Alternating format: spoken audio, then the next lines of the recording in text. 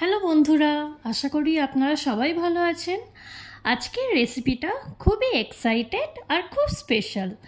এই স্পেশাল রেসিপির পেছনে একটা গল্প আছে, যেটা আমার হাজব্যান্ড বলবে। তাহলে আমি আমার হাজব্যান্ডকে ইনভাইট করে নিচ্ছি এই এক্সাইটিং গল্পটা বলার জন্য। হ্যালো, তো এই রেসিপি আর গল্পটা শোনার জন্য রেডি তো? তার আগে বলি, এই রেসিপিটা কিন্তু 200 বছর পুরনো রেসিপি। এই রেসিপি ডাকবাংলো চিকেন। এই যে ওয়ার্ড ডাকবাংলো, এইটার মানে কি, এইটা কোথা থেকে এসছে, সেইটা নিয়ে গিয়ে আপনাদের একটু হিস্ট্রি বলি। 200 বছরেরও আগে, যখন আমাদের দেশ ভারত ব্রিটিশ শাসনের আন্ডারে ছিল, ওদের কলোনি ছিল, তখন ডাক ব্যবস্থা ছিল। এই যে ডাক মানে হলো পোস্টাল, চিঠিপত্র। তখন না ইন্টারনেট ছিল, না তখন ফোন ছিল, না টেলিগ্রাফ ছিল। তখন একটা অফিসার অন্য অফিসারকে কোনো জিনিসের ব্যাপারে জানানোর জন্যে চিঠি লিখত। সেইভাবেই ব্রিটিশরা পুরো অ্যাডমিনিস্ট্রেটিভ সিস্টেমকে মেনটেন করত। এই চিঠিগুলোকে একটা শহর থেকে অন্য শহর নিয়ে যাওয়ার জন্যে কয়েকজন লোক ছিল, তারা ঘোড়াতে করে চিঠিগুলো নিয়ে যেত। কিন্তু একটা শহর থেকে অন্য শহর অনেক দূরও হতে পারে, তো মাঝখানে রাতে বিশ্রাম নেওয়ার জন্যে কয়েকটা জায়গায় এরম বাংলো টাইপের বানানো হয়েছিল, যেখানে ওই যে পত্রবাহকরা তারা ওখানে রাতে রেস্ট নিত। সেই জায়গা থেকেই এই ধরনের বাংলোগুলোকে ডাক বাংলো বলা হতো। এই ডাক বাংলোতে অনেক ইংরেজ অফিসারও কোনো ইন্সপেকশানে যখন যেত একটা শহর থেকে অন্য শহর, তারাও কিন্তু এই ডাক বাংলোতে থাকতো, রাতে থাকতো, আবার দিনে শহরের দিকে, অন্য শহরের দিকে ওরা চলে যেত। এই অফিসাররা, ব্রিটিশ অফিসাররা যখন রাতে ওখানে থাকতো, তাদের খাবার দাবারের একটা ব্যবস্থা ওখানকার কেয়ারটেকার, ওই ডাক বাংলোর কেয়ারটেকাররা করতো। এই বাংলোগুলো খুবই রিমোট এরিয়াতে, গ্রাম্য এরিয়াতে থাকতো, তাই জন্যে খুবই অল্প ইনগ্রিডিয়েন্ট দিয়ে কেয়ারটেকাররা একটা সুস্বাদু ডিশ অফিসারদের জন্য বানাতো। যেহেতু ব্রিটিশ অফিসাররা প্রায়ই ননভেজ খেতে পছন্দ করতো, তাই জন্যে এই যে ডিশগুলো ওখান থেকে যে বানিয়ে, ওখান থেকে যে বেরিয়ে এসছে, সেই ডিশগুলোর নামই এখন অনেকে ডাকবাংলো চিকেন বা ডাকবাংলো মাটন বলে। খুবই অল্প ইনগ্রিডিয়েন্ট দিয়ে আর খুব তাড়াতাড়ি যাতে এই রান্নাটা করা যায়, সেই রকম একটা প্রসেসেই এই ধরনের রেসিপিগুলো ইনভেন্ট হয়েছে। তো বলতে পারেন ওখানকার কেয়ারটেকার বা ওখানকার কুকরা যেই রান্নাটাকে বানিয়ে ব্রিটিশ অফিসারদের দিত, সেই ডিশগুলোকেই একটা নতুন নাম করে আজকে আমরা ব্যবহার করি। হ্যাঁ, এইটা অবশ্যই বলবো, এখানে যে রেসিপিটা আমরা দেখাচ্ছি সেইটা যে জেনুইন এবং অথেন্টিক রেসিপি, অথেন্টিক ডাক বাংলো চিকেন রেসিপি, সেইটা কিন্তু ক্লেম করা যেতে পারে না। আজ থেকে 200 বছর আগে বিভিন্ন ডাক বাংলোতে বিভিন্ন কুকরা নিজেদের মতো করে রেসিপিটা বানাতো। তো রেসিপিটা একদম ভ্যারি করতে পারে, কিন্তু রেসিপির কয়েকটা ইনগ্রিডিয়েন্ট কিন্তু মেন, যেমন চিকেন বা মাটন, যেটা তো অবশ্যই মেন ইনগ্রিডিয়েন্ট, পেঁয়াজ, রসুন, আদা, অল্প মশলা, তেল এবং আলু এবং ডিম। অনেক সময় ডিমও দিত। হ্যাঁ, যেহেতু গ্রাম্য এরিয়াতে আলু, ডিম এগুলো বা চিকেন এইগুলো খুব সহজে পাওয়া যেত, তাই জন্যে এইসব ইনগ্রিডিয়েন্ট কিন্তু কমন। সেই সময় কিন্তু টমেটোর ব্যবহার হয়তো হতো না, আমিও কিন্তু সার্টেনলি বলতে পারবো না হয়তো হতো না, কেন কি টমেটো কিন্তু আমাদের দেশের না, টমেটো কিন্তু পর্তুগিজরা এনেছে। এবং যখন এই ডাক বাংলো চিকেন বা এই ধরনের রেসিপি বানানো হতো, তখন কি গ্রাম্য পরিবেশে কি টমেটো পৌঁছেছিল? টমেটোর কি চাষ হতো? বলা মুশকিল। হয়তো যখন এই রেসিপিটা প্রথম প্রথম বানানো হয়েছিল, তখন হয়তো টমেটো ছিল না, কিন্তু পরবর্তীকালে এই রেসিপিটায় হয়তো টমেটো ঢুকেছে, তো আপনারা অবশ্যই টমেটো ব্যবহার করতেই পারেন, কিন্তু আমরা যে রেসিপিটা বানিয়েছি সেখানে কিন্তু আপনি দেখবেন আমরা টমেটো ব্যবহার করিনি।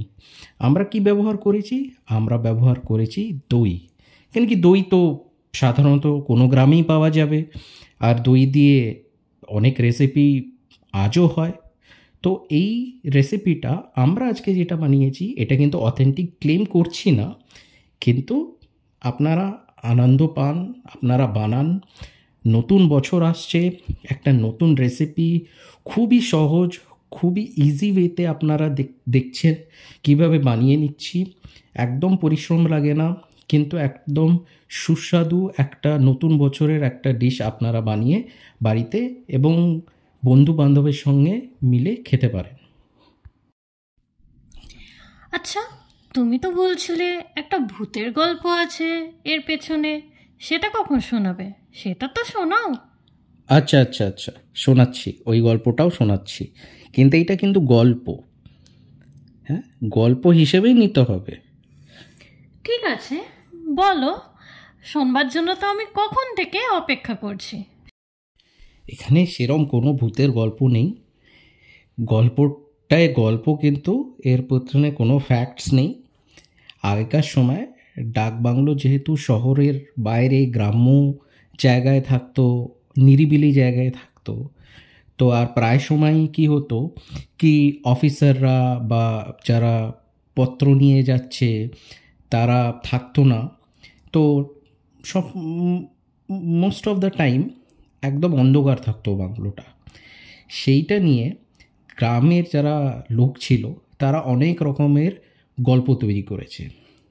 সেই গল্পতে অনেকে বলেছে কি ওরা কিছু একটা দেখেছে বাংলোর চারিদিকে চলতে, কোনো ভূতের গল্প জুড়ে দিয়েছে। এই ধরনের গল্পগুলোর জন্যেই অনেক রকমের আমরা স্টোরি বুক বা অনেক রকমের মুভি দেখি, যার মধ্যে দেখায় কি ডাকবাংলোতে, কোনো হাভেলিতে এই ধরনের ভূতের উৎপাত হচ্ছে, ভূত ঘুরে বেড়াচ্ছে। আমার তো মনে হয় এটা একটা গল্পই, আর এই গল্পটা একদম গ্রামের লোকদের দিয়েই হয়তো বানানো, বা এরমও হতে পারে যারা কেয়ারটেকার তারা বানাতো, যাতে গ্রামের লোক বা অন্য কোনো লোক ওই ডাকবাংলোর চারিদিকে আননেসেসারি যাতে না আসতে পারে, রাতে কোনো রকমের যাতে উৎপাত না করতে পারে বাংলোতে। সেই সব ক্ষেত্রেই এই ধরনের গল্প হয়তো বানানো হয়েছিল সেই সময়। অনেক রকমের গল্প হয়, আমরাও যেরম এই যে গল্প আজকাল অনেক রকমের গল্প শুনি, সেইটা কি সব কিছু সত্যি? গল্পটা গল্পর মতোই নিতে হয়। তো আপনাদের যেটা বললাম কি, এই যে ডাকবাংলো চিকেন বা ডাকবাংলো মাটন, এইভাবে একদম চিকেনের জায়গায় জাস্ট মাটন দিয়ে দিন, এটাই হয়ে যাবে ডাকবাংলো মাটন। আর এখানে আমরা খালি আলু দিয়েছি, আপনারা চাইলে ডিম সেদ্ধও দিতে পারেন আলুর সঙ্গে। ডিমটা একটু ফ্রাই করে, সেদ্ধ করে একটু ফ্রাই করে রেসিপিটার এন্ডে চিকেনের সঙ্গে দিয়ে একটুখানি ফুটিয়ে নিলেন, সেটাও হতে পারে। কেন কি এই যে ইনগ্রিডিয়েন্টসগুলো খুবই সহজে পাওয়া যায় এবং ভিলেজে, গ্রামে পাওয়া যায়। তো এটা 200 বছরের পুরনো রেসিপি, তারও পুরনো হতে পারে, কিন্তু আমাদের মনে হয় এটা, আমি যতটুকু জেনেছি বা পড়েছি, সেটা ওই মোটামুটি 200 বছর পুরনো। হ্যাঁ, আনফর্চুনেটলি এটা আমাদের কলোনিয়াল এরার সঙ্গে রিলেটেড, ব্রিটিশ শাসনের সঙ্গে রিলেটেড। সেই জিনিসটাকে যদি আমরা সাইডে রাখি আর রেসিপির মতো এনজয় করি, তো আপনারা অবশ্যই নতুন বছর আসছে, বানান এবং আমাদের কমেন্ট সেকশনে জানান কি আপনারা রেসিপিটা বানিয়েছেন কি না, আপনাদের মতো যেই রেসিপিটা বানিয়েছেন তার মধ্যে আর কি কি ইনগ্রিডিয়েন্ট দিয়েছেন বা এর মধ্যে কিছু চেঞ্জ করেছেন, সেটা আমাদের অবশ্যই জানান। আমরা খুবই ওয়েট করব আপনাদের থেকে কমেন্টস পাওয়ার জন্যে। আর আমরা সবসময় চেষ্টা করি নতুন এক্সাইটিং ভিডিও আনার, নতুন রকমের যেই রেসিপি সেইগুলোকে আপনাদের সঙ্গে শেয়ার করা। কয়েকটা রেসিপি খুবই সিম্পল হয়, একদম ঘরে বানানোর মতো রেসিপি। কয়েকটা রেসিপি এক্সাইটিং হয়, যেটা স্পেশাল অকেশনের জন্যে রাখা উচিত। যেমন আজকের রেসিপি ডাক বাংলো চিকেন, সেটা একটা স্পেশাল অকেশনের জন্যে। তো আপনারা বানান, দেখুন কেমন লাগে। আর এই বছর তো আমরা অনেক রকমের রেসিপি শেয়ার করেছি আপনাদের সঙ্গে, অনেক রকমের ট্র্যাভেল ব্লগও শেয়ার করেছি আপনাদের সঙ্গে। তো আপনারা ওভারঅল কেমন আমাদের চ্যানেলে লাগলো, আপনারা কত কানেক্টেড ফিল করলেন সেটা অবশ্যই জানান। তো আমরা তো এইটাই বিলিভ করি কি ইউটিউব ফ্যামিলি একটা family outside of the our main family, একটা এক্সটেন্ডেড ফ্যামিলি। তো আমাদের সঙ্গে জোড়ার জন্যে চ্যানেলটাকে ডেফিনেটলি সাবস্ক্রাইব করে নিন।